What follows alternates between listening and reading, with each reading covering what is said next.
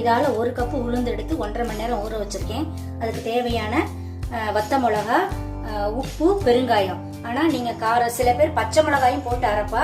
ஆனா நான் வந்து வத்த மிளகா போட்டு தான் அரைப்பேன். அரைச்சிட்டு இதை வந்து இட்லி தட்டுல வேக வச்சு, அதாவது ரொம்ப மையமும் அரைக்க கூடாது, ரொம்ப கொரகொரனும் அரைக்க கூடாது, மீடியமா அரைச்சு இட்லி தட்டுல வேக வச்சு எடுக்கணும். அதை வேக வச்சு எடுத்துட்டு உங்களுக்கு நான் காட்டுறேன். வந்து இந்த பதத்துல 1-2 அரைக்கணும். இது இப்படியே எடுத்து நான் இட்லி தட்டுல வேக வச்சுட்டு இதை ரெடி பண்ணிட்டு உங்கள்கிட்ட நான் காட்டுறேன் எப்படி இருக்கு.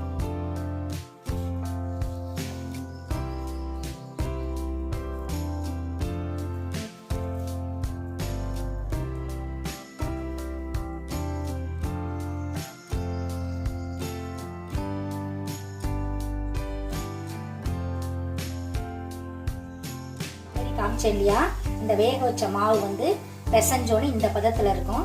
இதைத்தான் நம்ம வந்து சின்ன சின்ன உருண்டைகளாக உருட்டி எடுத்து வச்சுக்கணும். இதெல்லாம் பிடிக்கிறதுக்கு முன்னாடி முதல்ல பிள்ளையார் பிடிச்சி வச்சுக்கணும். எப்பவுமே எந்த ஸ்வீட்ஸோ காரமா பண்ணாலும் முதல்ல விநாயகரை பிடிச்சி வச்சுட்டு அதுக்கப்புறம் தான் எல்லாத்தையும் ஆரம்பிக்கணும். இந்த உருண்டைகளை நான் பிடிச்சி வச்சுட்டு எப்படி அந்த கொழக்கட்டை பண்றதுங்கிறத நான் உங்களுக்கு காட்டுறேன். மாவு வந்து உப்பு கொழக்கட்டைக்கு இந்த பதத்துல இருக்கும். இதுல வந்து கடுகு, உளுந்தம்பருப்பு, கருவேப்பிலை தாளிச்சு கொட்டிட்டு உதுத்து விடணும். சொப்பு பண்ணிட்டு பூரணத்தை உள்ள வச்சு இப்படி மூடிடணும்.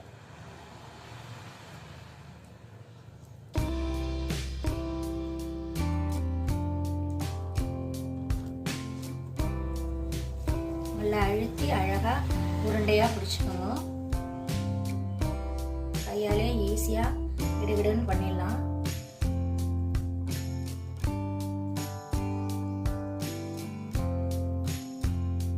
பண்ணா இப்படி கப்பு மாதிரி வரும். இதுக்குள்ள பூரணத்தை வச்சு உங்க தேவையான சைஸ்ல பண்ணி மூடிட வேண்டியது. மூடி வெயிட்ல இட்லி தட்டுல வேக வச்சு எடுத்தாச்சுன்னா இனிப்பு கொழக்கட்டை ரெடி ஆயிடும்.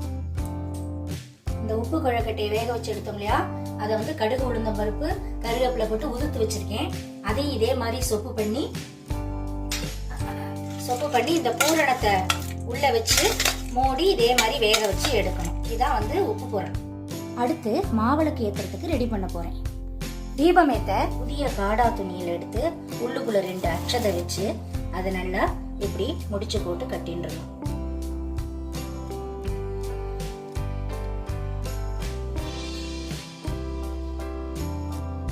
இதுதான் நமக்கு திரியா செயல்பட போறது. இதை என்னன்னா ஏத்துறதுக்கு 1 மணி நேரத்துக்கு முன்னாடி நெய்யில ஊற வச்சுடணும்.